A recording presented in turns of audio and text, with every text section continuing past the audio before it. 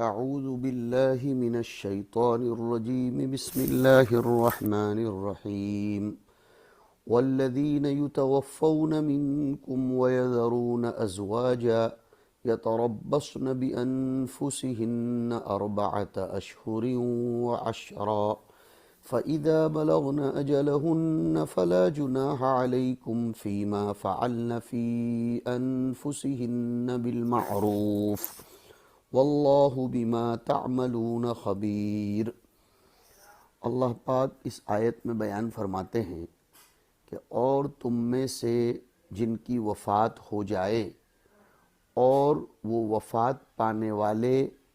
اپنے پیچھے بیویاں چھوڑ کر جائیں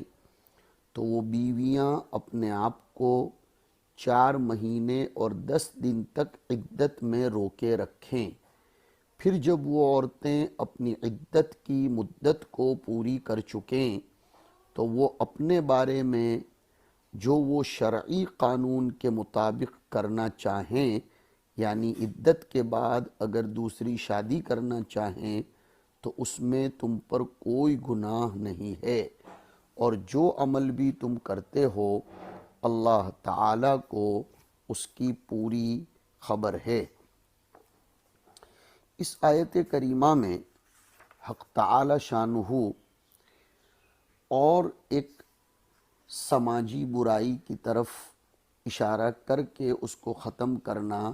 چاہ رہے ہیں، نیز بیوہ کی عدت بھی بیان فرماتے ہیں کہ طلاق کی عدت تو 3 حیض انتظار کرنا ہے، لیکن موت کی عدت 4 مہینے 10 دن تک انتظار کرنا ہے۔ اگر اس میں پتہ چل جائے کہ عورت حاملہ نہیں ہے تو عورت کو 4 مہینے 10 دن کے بعد نکاح کی اجازت ہوگی، اور اگر اس میں حمل ہے تو پھر وضع حمل کے بعد اجازت ہوگی۔ حضرت عبداللہ ابن مسعود کی صحیحین میں مرفوع حدیث ہے کہ انسان کی پیدائش کا حال تو یہ ہے کہ 40 دن تک ماں کے پیٹ میں نطفے کی شکل میں ہوتا ہے، پھر خون بستہ کی شکل میں 40 دن تک رہتا ہے، پھر 40 دن تک گوشت کا لوتھڑا، پھر اللہ تعالیٰ فرشتے کو بھیجتے ہیں اور اس میں روح پھونکی جاتی ہے۔ تو یہ 120 دن ہوئے، جس کے 4 مہینے ہوئے، 10 دن اور احتیاطاً رکھ دیے کیونکہ بعض مہینے 29 دن کے بھی ہوتے ہیں، اور جب روح پھونک دی گئی تو اب بچے کی حرکت محسوس ہونے لگتی ہے اور حمل بالکل ظاہر ہو جاتا ہے، اس لیے اتنی عدت مقرر کی گئی۔ حضرت زینب بنت ام سلمہ فرماتی ہیں کہ پہلے جب کبھی کسی عورت کا شوہر انتقال کر جاتا تو اسے کسی جھونپڑے میں ڈال دیا جاتا تھا، وہ بدترین کپڑے پہنتی، اچھے کپڑے پہننا اس کے لیے سماج میں روا نہیں سمجھا جاتا تھا، خوشبو وغیرہ نہیں لگانے دی جاتی تھی، سال بھر تک اس کو ایسی ہی سڑی بھوسی رکھا جاتا تھا۔ سال بھر کے بعد جب وہ نکلتی اور اونٹ کی مینگنی لے کر پھینکتی اور کسی جانور مثلا گدھا یا بکری یا پرندے کے جسم کے ساتھ اپنے جسم کو رگڑتی، بسا اوقات وہ پورے 1 سال کے میل جو زہر ہو جاتا تھا اور پھر جانور کے ساتھ ملنے کی بنا پر مر ہی جاتی تھی۔ اللہ رب العزت نے یہ رحم و کرم فرمایا کہ اس پورے 1 سال تک اس کو محبوسہ رکھنے سے بچا کر 4 مہینے 10 دن تک اس کو عدت میں بٹھایا گیا۔ اسی لیے شروع اسلام میں یہ 1 سال کی عدت کی طرف بعد والی آیتوں میں اشارہ ہے جو پڑھی جا رہی ہیں بعد میں، لیکن اتری ہیں پہلے، جو ابھی اس کے بعد والے رکوع میں آئیں گی کہ والذین یتوفون منکم ویذرون ازواجا وصیۃ لازواجہم متاعا الی الحول، غیر اخراج۔ وہ آیت نازل پہلے ہوئی اگرچہ ترتیب مصحفی میں بعد میں ہے۔ امام ابو حنیفہ رضی اللہ تعالیٰ عنہ فرماتے ہیں کہ اگر میت یعنی عورت کے مرے ہوئے شوہر کے مکان میں سے اس عورت کا اتنا ہی حصہ ہے کہ وہ اسے کافی نہیں ہوتا اور باقی ورثہ اپنے حصے میں سے اسے نکال دیتے ہیں تو یہ عورت وہاں سے چلی جائے، کیونکہ یہ نکلنا ایک عذر کی وجہ سے ہے، اور عبادتوں میں عذر قابل قبول ہے۔ جیسے کسی عورت کو مکان کے گرنے کا ڈر ہو، یا وہ کرائے پر رہتی تھی، یا ہمارے زمانے میں سمجھ لو کہ مدرسے کے کوارٹر میں رہتی ہے اور انتظامیہ اس کو 4 مہینے 10 دن تک رہنے دینے کی اجازت نہیں دیتی، یا وہ کرایہ کا مالک اس کو اس مکان کے خالی کر دینے کا حکم دیتا ہے، تو اب اس کو اس گھر سے نکل جانے کی اجازت ہے۔ نیز جو عورت اللہ پر ایمان رکھتی ہو، اسے کسی میت پر 3 دن سے زیادہ سوگ کرنا جائز نہیں ہے، سوائے متوفی عنہا زوجہا کے کہ وہ اپنے خاوند پر 4 مہینے 10 دن تک سوگ کر سکتی ہے، جیسے کہ متفق علیہ روایت میں آیا۔ نیز اس آیت میں یہ بھی فرما دیا کہ جب بیوہ عورت اپنی عدت ختم کر کے اگر وہ غیر حاملہ ہے تو 4 مہینے 10 دن، اور حاملہ ہے تو مدت حمل کے بعد دستور شریعت کے مطابق نکاح کر لینا چاہے تو اس کو روکنا نہیں ہے۔ اب وہ زینت،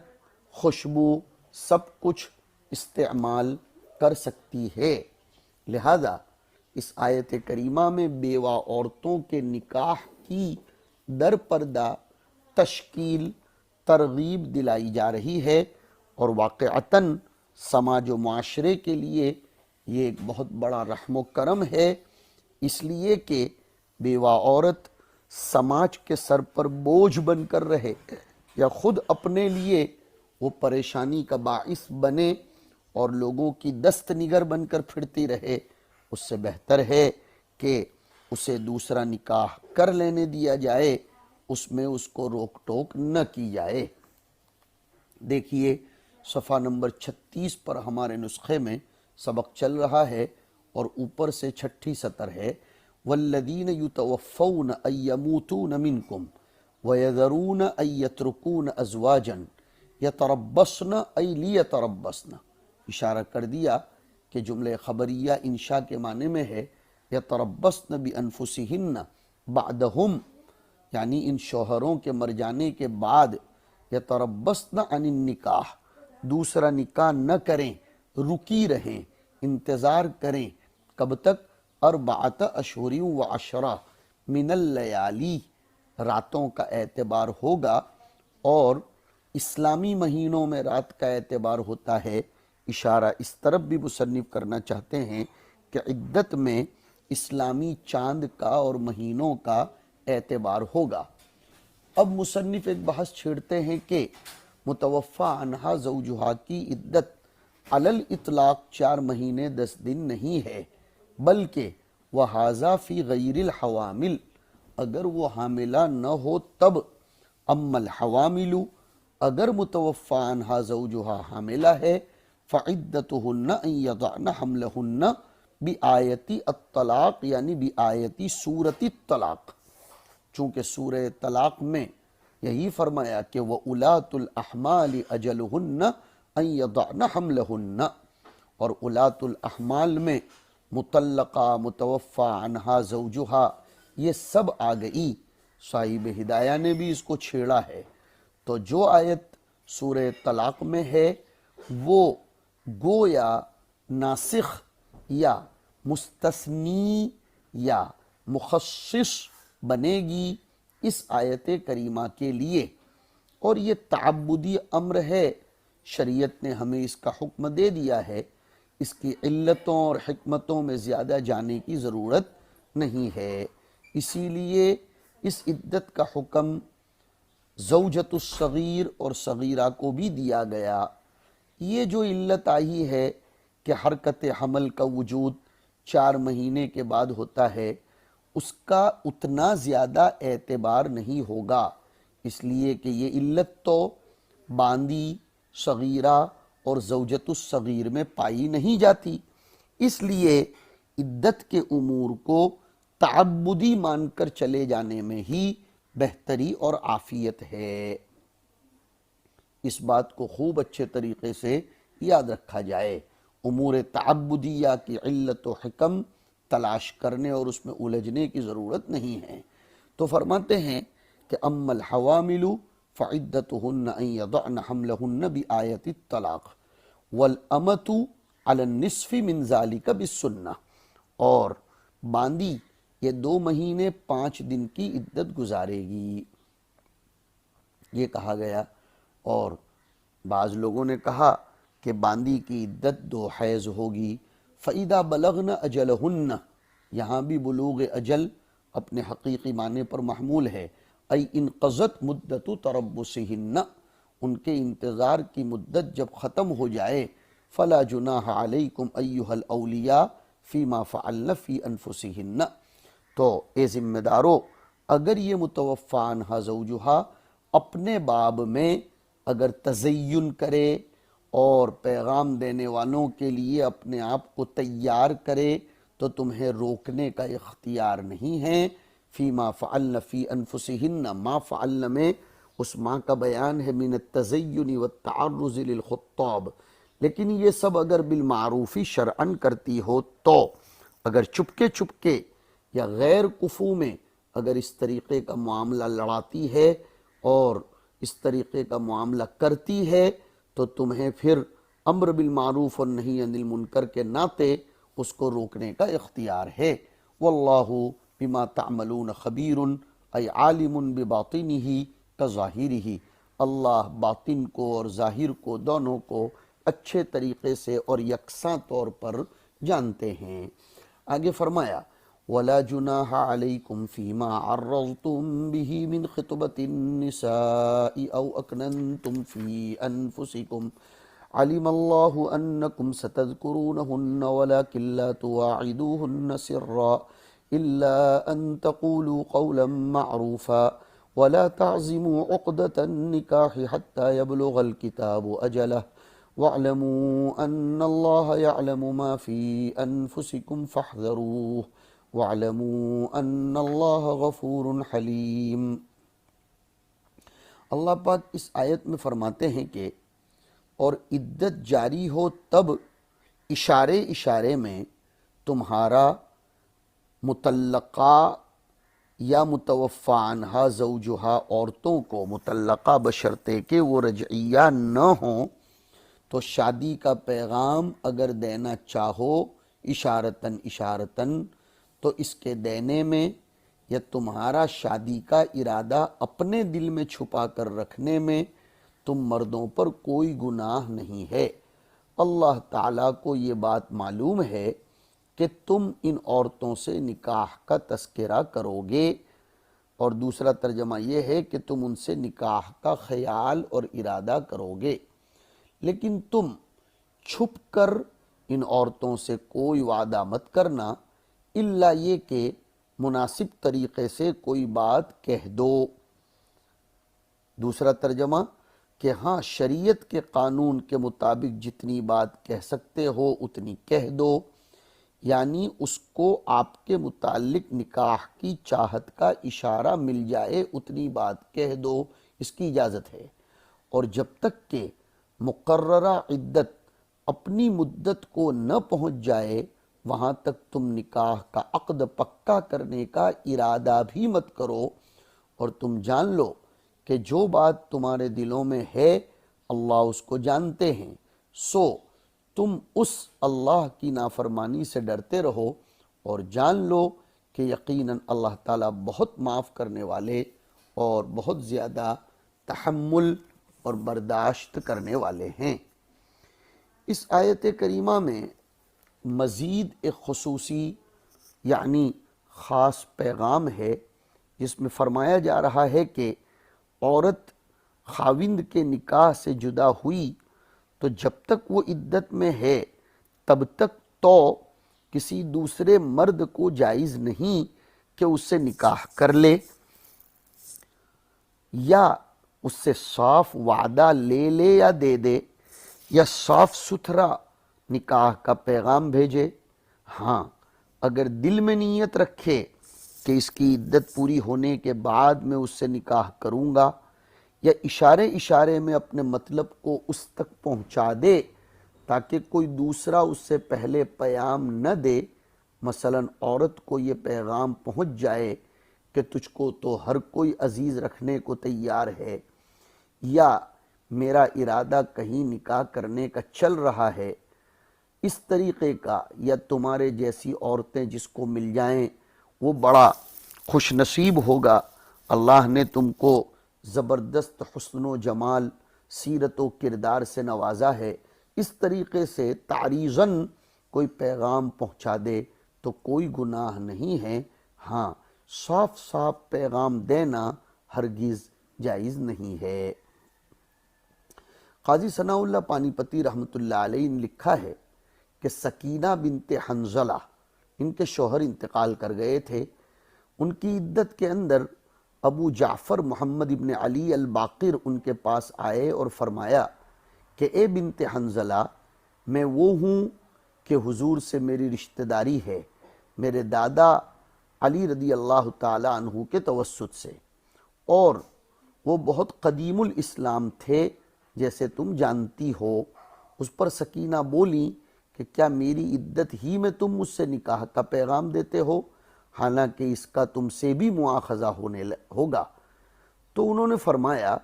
کہ میں نے تو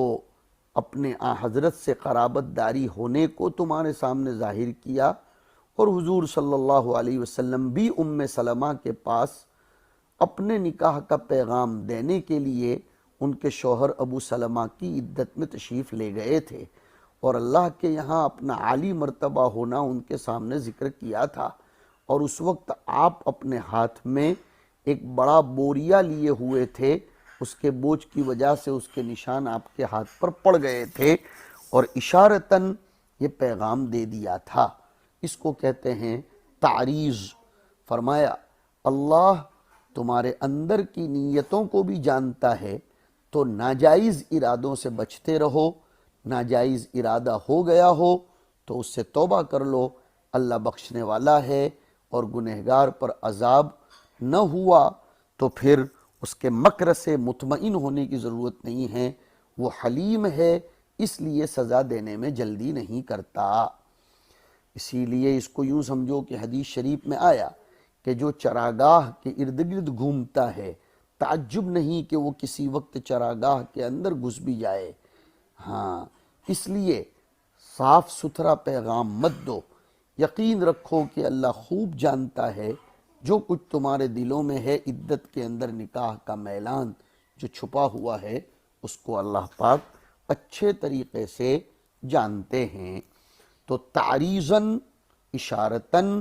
پیغام اور خطبہ یہ جائز ہے۔ تعریض اہل بیان کی اصطلاح میں کہتے ہیں کہ اپنے مقصود کو مجازاً یا کنایتاً ذکر کر دینا۔ ہاں، تلویح الگ ہے، تعریض الگ ہے۔ کنایات بعیدہ جس میں کثرت وسائل ہوں اس کو تلویح کہا جاتا ہے، اور تعریض اشارات قریبہ سے اپنی بات کو پہنچا دینا، اور بعض لوگوں نے تلویح و تعریض کو ایک ہی فرمایا ہے۔ بہرحال اللہ پاک ارشاد فرماتے ہیں کہ وَلَا جُنَاحَ عَلَيْكُمْ فِيمَا عَرَّضْتُمْ۔ بعض علماء تفسیر نے تعریض کی تفسیر یہ بیان فرمائی، افہام المقصود بما لم یوضع له حقیقتاً ولا مجازاً۔ جی، لوحتم بھی، صاحب کتاب سے پتہ چل رہا ہے کہ تعریض کو وہ تلویح کے معنی میں لے رہے ہیں، اشارات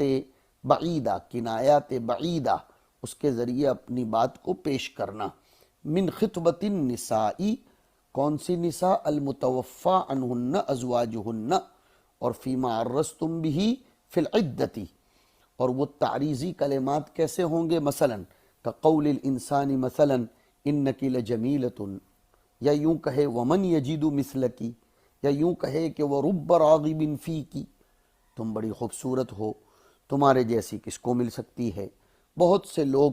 تم سے نکاح کرنے کی رغبت رکھتے ہیں۔ یہ تعریضی کلمات ہیں، اس طرح پیغام دینے میں کوئی حرج نہیں ہے۔ او اکننتم ای ازمرتم فی انفسکم، یا تو تم اپنے دل میں چھپا کر رکھتے ہو، من قصد نکاحہن، ان سے نکاح کرنے کا ارادہ ظاہر مت کرو، صاف ستھرا پیغام مت دو۔ علم اللہ انکم ستذکرونہن بالخطبۃ ولا تصبرون عنہن، اللہ کو معلوم ہے کہ تم ضرور ان کو پیغام دو گے اور صبر نہیں کر سکو گے، اس لیے اس نے ازراہ لطف و کرم اتنا تو کیا کہ فَأَبَاحَ لَكُمُ التَّعْرِيضَ، تمہارے لیے تعریض کی اجازت دے دی، وَلَكِنْ لَا تُوَاعِدُوهُنَّ سِرًّا، ہاں چپکے چپکے پکا پکا وعدہ مت کر لو، سرًّا ای نکاحًا، نکاح کا سر اصل میں جہر کی ضد ہے، یہاں وطی مراد لی گئی اس لیے کہ وہ ایسے ہی ہوتا ہے، اور پھر اس سے عقد مراد لیا گیا اس لیے کہ عقد سبب وطی ہے، تو یہ مجاز علی المجاز ہے۔ الا، اس کی تفسیر لیکن سے کر کے اشارہ کر دیا کہ یہ استثناء منقطع ہے، الا ان تقولوا قولا معروفا ای ما عرف شرعا من التعریض، جیسے اوپر گزرا، اتنا کہنے کی تم کو اجازت ہے، فلکم ذالک ولا تعزموا عقدۃ النکاح، اور عزم کا صلہ علی آتا ہے اس لیے فرمایا علی عقد النکاح حتی یبلغ الکتاب، الکتاب بمعنی المکتوب من اللہ تعالی، اور کتاب سے یہاں مراد ہے من العدت، یعنی عدت، اس لیے کہ وہ اللہ کی طرف سے مقرر کردہ فرض کی ہوئی ہے، تو یہاں کتاب سے مراد عدت ہے، اجلہ بان ینتہی، مثلا یہ کہ عدت پوری ہو جائے۔ وَاعْلَمُوا أَنَّ اللَّهَ يَعْلَمُ مَا فِي أَنفُسِكُم مِّنَ الْعَزْمِ وَغَيْرِهِ، تمہارے دلوں میں جو عزم نکاح وغیرہ ہے اللہ جانتا ہے۔ فَاحْذَرُوهُ أَن يُعَاقِبَكُمْ إِذَا عَزَمْتُمْ، تو بچ کر رہو کہیں وہ تمہیں پکڑ نہ لے اگر تم نے صراحتاً پیغام دے دیا۔ وَاعْلَمُوا أَنَّ اللَّهَ غَفُورٌ لِمَن يَحْذَرُهُ، جو بچتا ہے چوکنا رہتا ہے خدائے پاک اس کو معاف کرتے ہیں۔ حلیم بتأخیر العقوبۃ عن مستحقها، اور وہ بردبار ہے اسی لیے تو وہ سزا نہیں دیتا جلدی جلدی مستحق سزا ہونے کے باوجود۔ وصلی اللہ علی النبی الکریم۔